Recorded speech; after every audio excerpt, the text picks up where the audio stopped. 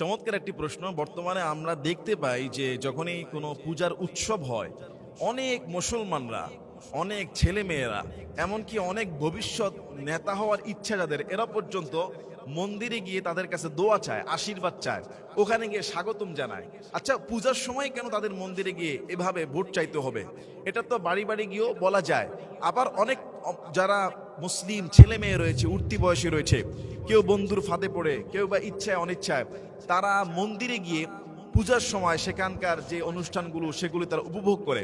ইসলাম এই সম্পর্কে কি বলে দেখেন, কুরআনুল কারীমের মধ্যে আল্লাহ তাআলা একটি আয়াতে কারিমার মধ্যে ক্ষমার ঘোষণা করেছেন যে ইন্নাল্লাহা লা ইয়াগফিরু আন ইউশরাকা বিহি ওয়া ইয়াগফিরু মা দুনা যালিকা লিমান ইয়াশা।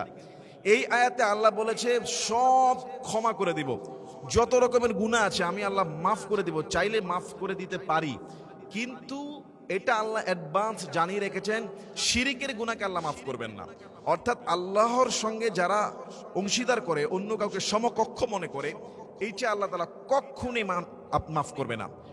ওমর ফারুক রাদিয়াল্লাহু আনহু তিনি কি বলেছেন? তিনি বলেছেন আল্লাহর দুশমনদের যে উৎসবগুলো হয়, অর্থাৎ যেখানে আল্লাহ বিরোধী শিরকের কার্যক্রম হয়, আল্লাহকে বাদ দিয়ে অন্য কারো উপাসনা করা হয়, পুজো করা হয়, এমন জায়গায় তোমরা মুসলমানরা যেও না, কেননা ওই সময়টা সেখানে আল্লাহর অভিশাপ লানত বর্ষিত হয়। আজকে অনেক ছেলেমেয়েরা মুসলমানরা হয়তো জানে না, বা যদি জানতো বা দেখতো যে কি পরিমাণ লানত গজব তাদের উপর আসতেছে, হয়তো ইনস্ট্যান্ট তাদের কিছু হচ্ছে না, কিন্তু তাদের লাইফগুলো যে ম্যাসাকার হয়ে যাবে দুনিয়া আখিরাতে, এটা কিন্তু আমরা অনেকে কল্পনা করতে পারবো না। অনেকে আবার একটু আবেগ হয়ে বলে ফেলে ধর্ম যার যার, উৎসব সবার, হ্যাঁ আমরা সবাই মিলে উৎসব করব। ভাই, আমাদের রামাদানে কি রোজা রাখে? বিধর্মীরা কি আমাদের তারাবি সালাতে আসে? আমাদের ঈদুল ফিতরের ময়দানে আসে? আমাদের ঈদুল আজহাতে আসে? আসে না।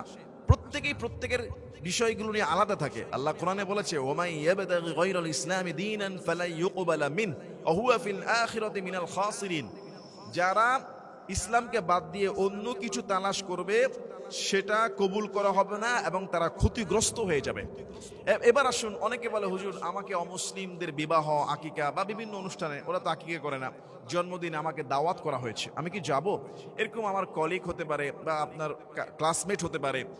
দেখুন, যদি পুজো উপলক্ষে কোনো অনুষ্ঠান হয় তাদের বাড়িতেও, তাও আপনি এটাকে বর্জন করবেন, কেননা এটা শিরকি কাজ।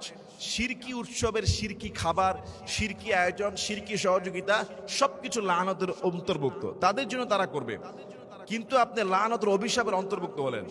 আর যদি তারা তাদের বিবাহে, পুজো ছাড়া তাদের বিবাহে বা তাদের অন্য এমনি কোনো আয়োজনে দাওয়াত করে, যদি এই গ্যারান্টি থাকে যে আপনার জন্য হালাল খাবার সার্ভ করা হবে, অর্থাৎ অমুসলিমরা তো পশু জবাইয়ের সময় আল্লাহর নাম নেয় না, এবং পশু জবাইয়ের যে রীতি সেটা পদ্ধতি না করে এক কোপেও অনেক সময় পাঠার মাথা ফেলে দেয়, মন্দিরের সামনে মান্যত করে।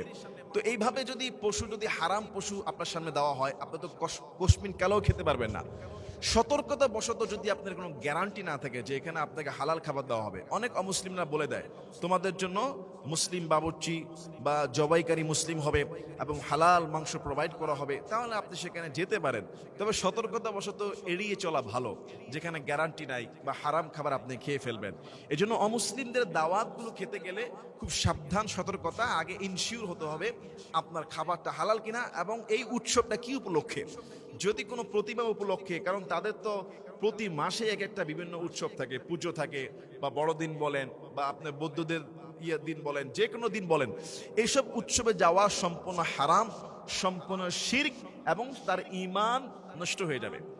আল্লাহ আমাদের সবাইকে সঠিকটা বুঝার এবং আমল করার তৌফিক দান করুন। আল্লাহুম্মা আমিন।